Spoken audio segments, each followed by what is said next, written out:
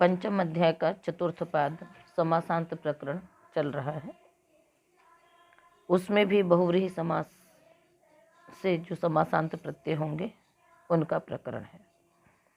आज के पाठ में है जंभा सुहरित तृण सोमेभ्यः।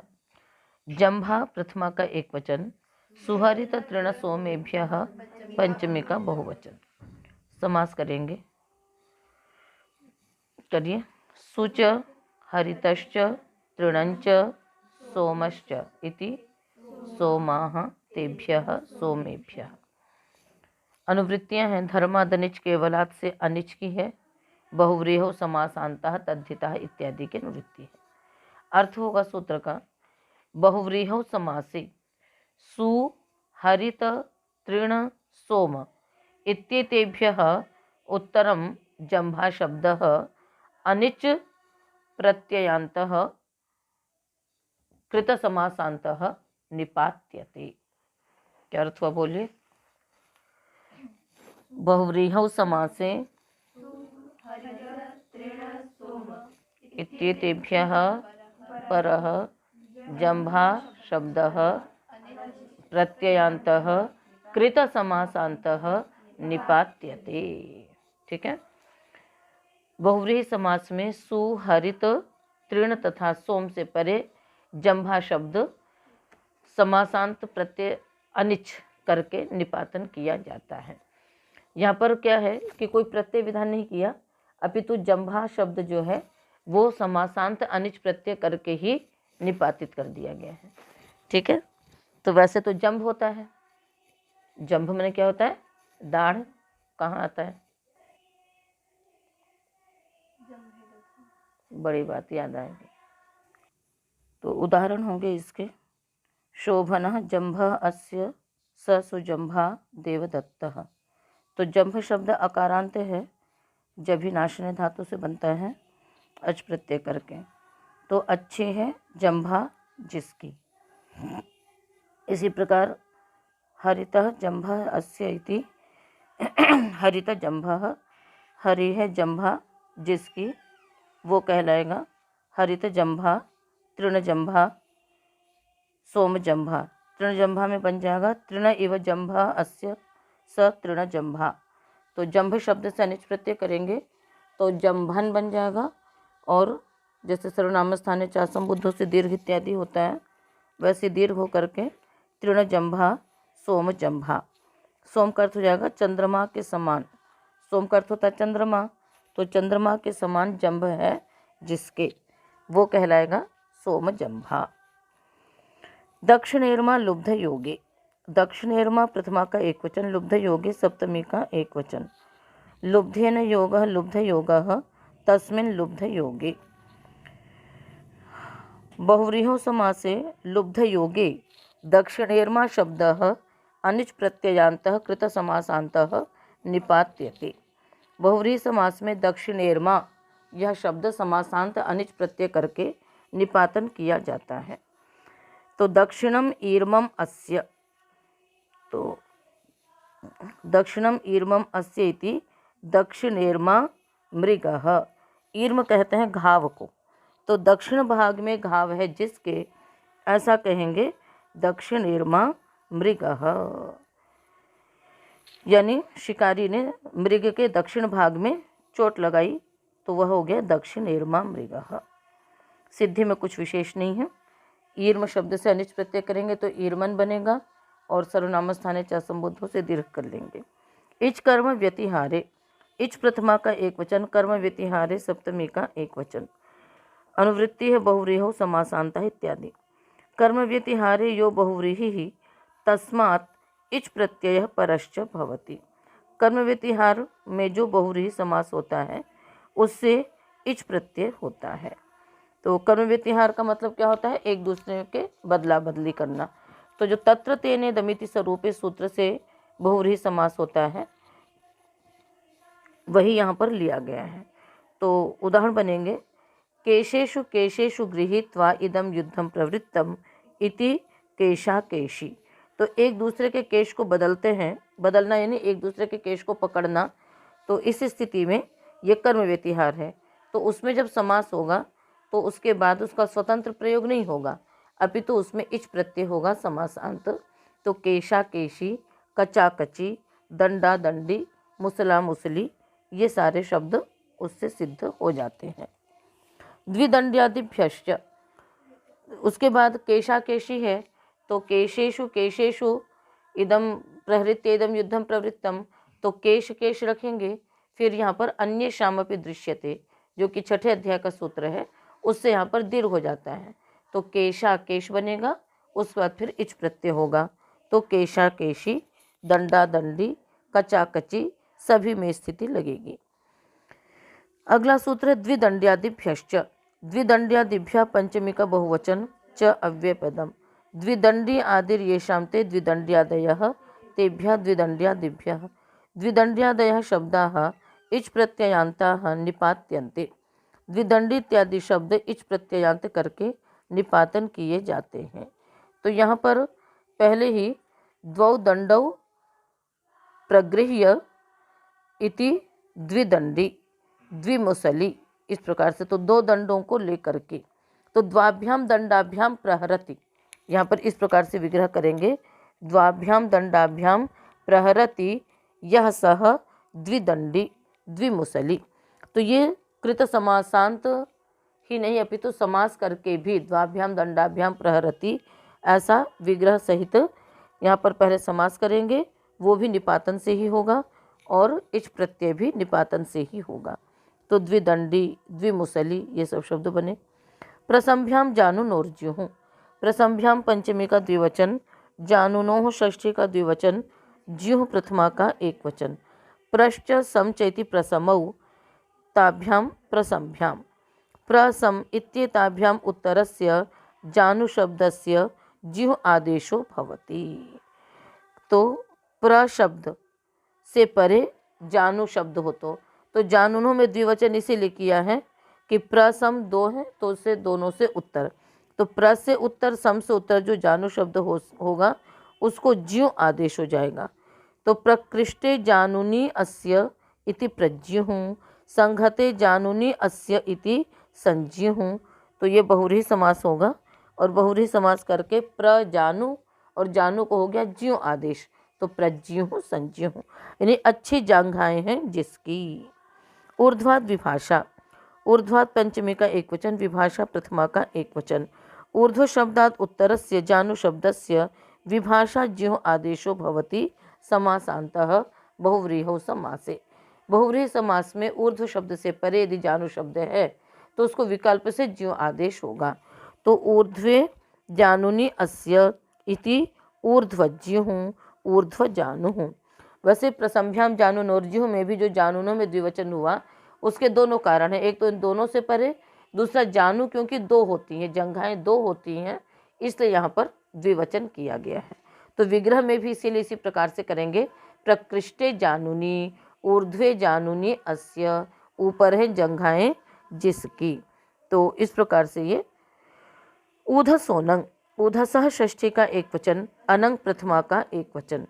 बहुव्रीहौ समासे ऊधा शब्दान्तस्य बहुव्रीहेः समासान्तः अनंग आदेशो भवति। बहुव्रीहि समास में ऊधस शब्दांत बहुव्रीहि को समासांत अनंग आदेश होता है। तो पहले ऊधस शब्द के साथ बहुव्रीहि समास करेंगे और उसके बाद अनंग आदेश करेंगे। सिद्धि आप पढ़ चुके हैं पहले, कुंडमिव ऊधा अस्याः सा कुंडोधनी घटोधनी।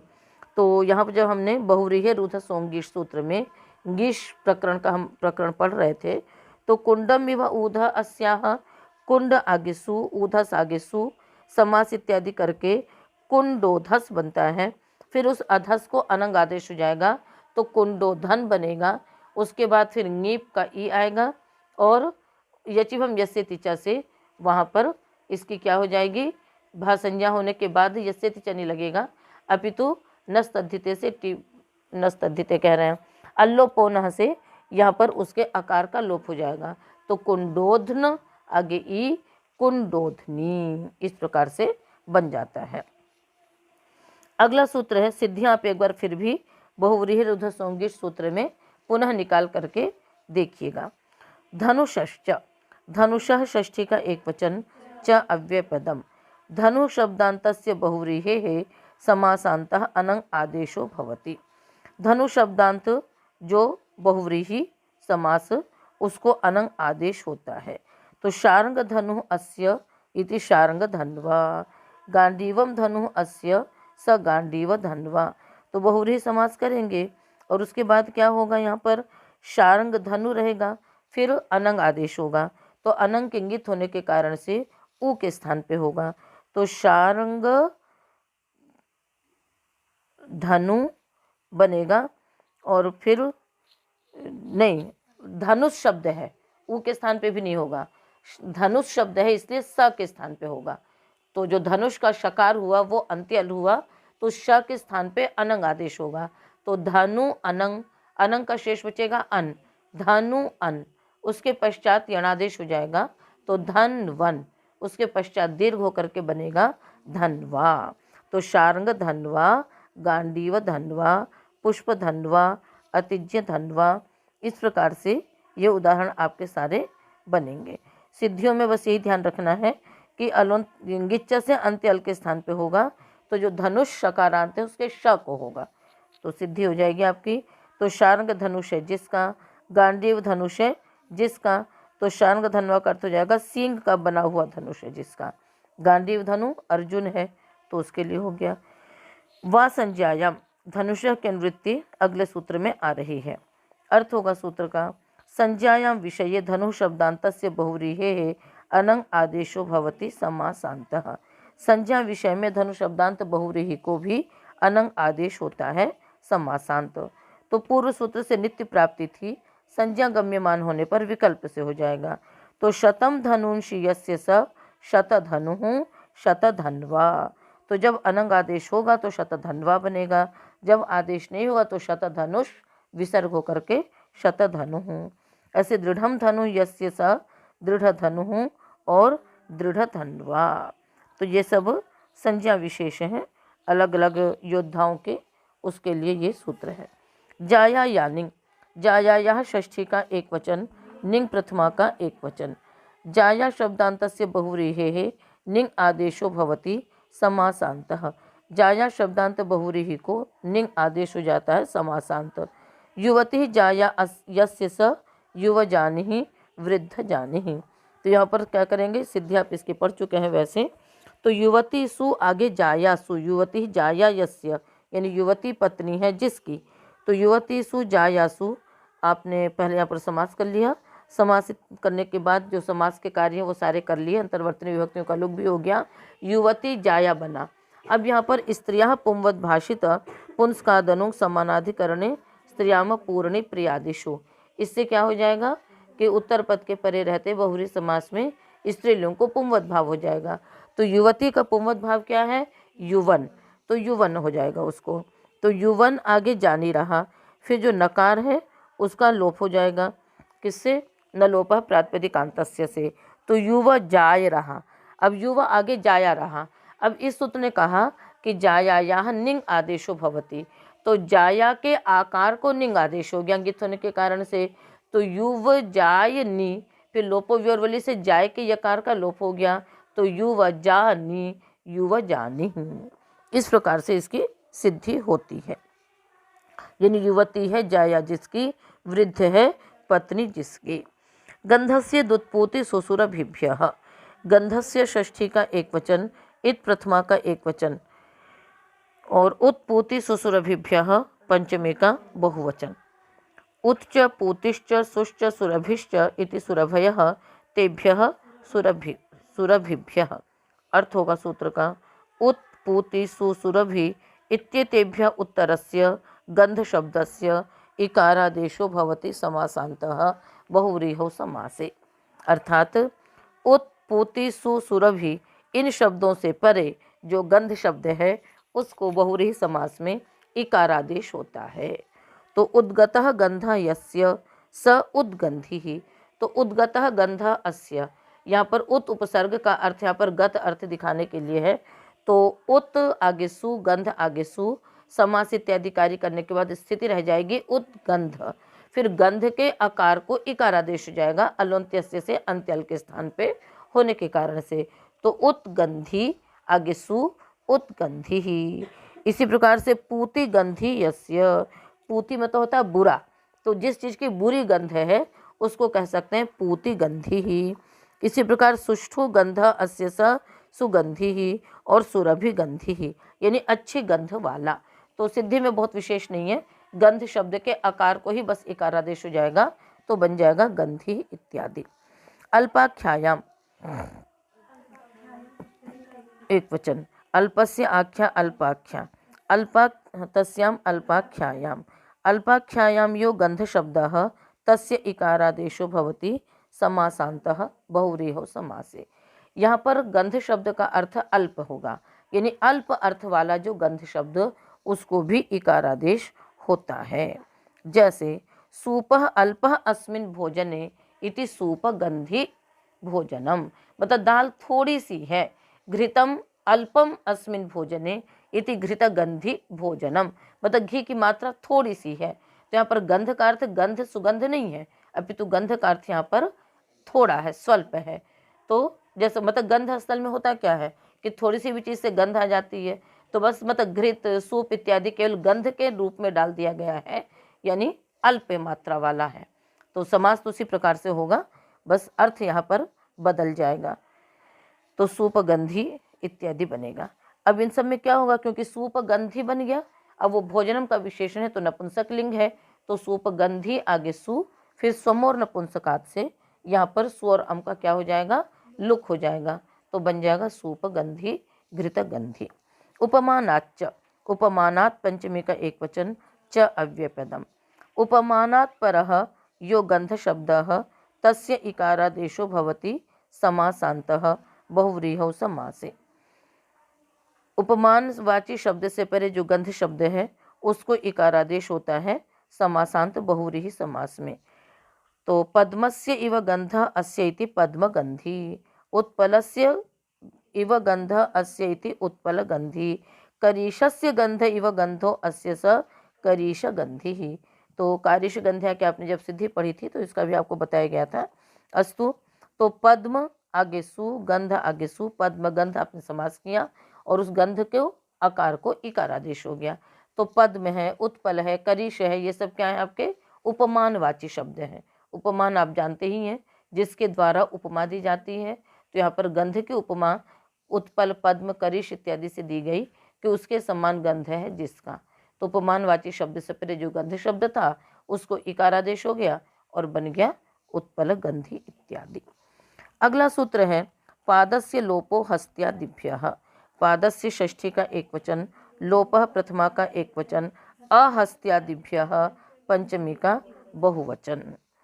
हस्ति आदिर्येषां ते हस्त्यादयः, न हस्त्यादयः अहस्त्यादयः तेभ्यः अहस्त्यादिभ्यः। उपमानात् की अनुवृत्ति है इसमें, जो कि इसी सूत्र तक आती है 138 तक। शेष बहुव्रीहो समासांतः इत्यादि। अर्थ होंगे सूत्र का, उपमानवाचकात् हस्त्यादिवर्जितात् परस्य पादशब्दस्य लोपो भवति समासांतः बहुव्रीहौ समासे। सूत्र का अर्थ हो रहा है उपमानवाचकात् हस्त्यादिवर्जितात् परस्य पादशब्दस्य लोपो भवति। अभी तक थे कि प्रत्यय हो रहा था, कहीं पर इकार आदेश हो रहा था, अब सीधे क्या हो रहा है, समासांत लोप हो रहा है, लोप ही कर दिया जाएगा। और लोप होने के बाद भी वो क्या माना जाएगा, वही शब्द माना जाएगा। उसके लिए एक परिभाषा है, एक देश विकृतम अनन्यवत भवति, कि यदि किसी का एक देश यानी एक अवयव विकृत हो जाता है तो वो वही माना जाता है। तो पाद शब्द के आकार का मतलब किसी के आने पर भी वो समास का अवयव है, किंतु यदि कुछ हट गया तो भी वो क्या माना जाएगा, वही शब्द माना जाएगा, समासांत शब्द माना जाएगा। तो उपमानवाची शब्द से परे पाद शब्द के आकार का लोप होगा, किंतु वो उपमानवाची शब्द हस्ते इत्यादि नहीं होने चाहिए, ये इस सूत्र में कहा गया। उदाहरण बनाएंगे, व्याघ्रस्य इव पादौ अस्य इति व्याघ्रपात सिंहपात। तो व्याघ्र के समान पैर हैं जिसके, तो व्याघ्र उपमानवाची शब्द है, उससे परे पाद शब्द के आकार का लोप हुआ तो व्याघ्रपात, व्याघ्रपादौ व्याघ्रपादः। सिंहपाद, सिंहपादौ, सिंहपादः। तो यहाँ पर अकार का ही लोप होगा, अलोन्त्यस्य से पूरे पाद शब्द का लोप नहीं होगा। कुंभपदीषु च, कुंभपदीषु सप्तमी का बहुवचन। च अव्यपदम, पादस्य लोपः की निवृत्ति आ ही रही है और बस कुछ विशेष नहीं है। कुंभपद्यादिषु गणपठितेषु शब्देषु पादस्य लोपो भवति। या आप सीधा सीधा अर्थ कर दीजिए, कुंभपद्यादयः शब्दाः कृतलोपाः समासान्ताः निपात्यन्ते। कुंभपद इत्यादि शब्द समासांत है जो ये आकार का लोप करके निपातन किए जाते हैं। तो कुंभ इव पादौ अस्याः इति कुंभपदी, शतम पादः अस्य इति शतपदी। तो कुंभ के समान पैर हैं जिसके। तो यहाँ पर क्या है कि लोप तो आकार का ही निपातन किया गया है, किंतु वो इसी रूप में ही समझे जाएंगे, अन्य के साथ नहीं समझे जाएंगे। ठीक है ना, जैसे कुंभपदी, शतपदी इत्यादि शब्द पढ़ दिए गए। अब इनमें फिर क्या होता है कि एक सूत्र है पादोन्यत रस्याम, कि जब पाद वहाँ पर पढ़ा था यानी समासांत किया हुआ, यानी कृत समासांत लोप जो पाद शब्द है तदंत से विकल्प से ङी प्रत्यय होता है स्त्रीलिंग में। यह आपने चतुर्थ अध्याय के प्रथम पाद में सूत्र पढ़ा था। तो इसलिए कुंभ पाद आगे स्त्रीलिंग में क्या कर देंगे, जब स्त्रीलिंग में कहना होगा तो एक बार ङीप हो जाएगा, तो कुंभपदी नहीं तो कुंभपाद हुआ। स्थिति कैसे रहेगी, कुंभपाद आगे ङीप रहेगा। ठीक है, अब फिर ङीप के परे रहते पाद के आपने भ संज्ञा कर ली, और जब पाद की भ संज्ञा हो जाती है तो सूत्र लग जाता है पादः पद। तो कृत लोप समासांत जो पाद शब्द होता है भ संज्ञक यदि होता है तो उसको पद आदेश हो जाता है। तो जब ङीप होगा तो कुंभपदी बन जाएगा, और जब ङीप नहीं होगा तब क्या बनेगा, कुंभपादा। इस प्रकार से ही रह जाएगा। तो इसी प्रकार से सभी शब्द बन जाएंगे। तो कुंभपदी, कुंभ का अर्थ यहाँ पर हाथी किया है, हाथी के सिर के समान पैर हैं जिसके। आगे चलिए, संख्या सुपूर्वस्य, संख्या सुपूर्वस्य षष्ठी का एक वचन हो गया। संख्या च सुश्च इति संख्यासु, संख्यासु पूर्वो यस्य स संख्यासु पूर्वः तस्य संख्यासु पूर्वस्य। संख्या पूर्वस्य सुपूर्वस्य बहुव्रीहेः पादशब्दान्तस्य लोपो भवति समासान्तः। संख्या पूर्व वाले सुपूर्व वाले पाद शब्दांत का लोप होता है और वह समासांत होता है। द्वौ पादौ अस्य स द्विपाद त्रिपाद, शोभनौ पादौ अस्य स सुपाद। और यहाँ पर यदि स्त्रीलिंग होगा तो द्विपदी, त्रिपदी, द्विपदा, त्रिपदा, इस प्रकार से प्रयोग बनते हैं। तो आज का पाठ इतना ही रखते हैं, एक प्रकरण समाप्त होने के कारण से। उसके पश्चात आगे का पाठ करेंगे।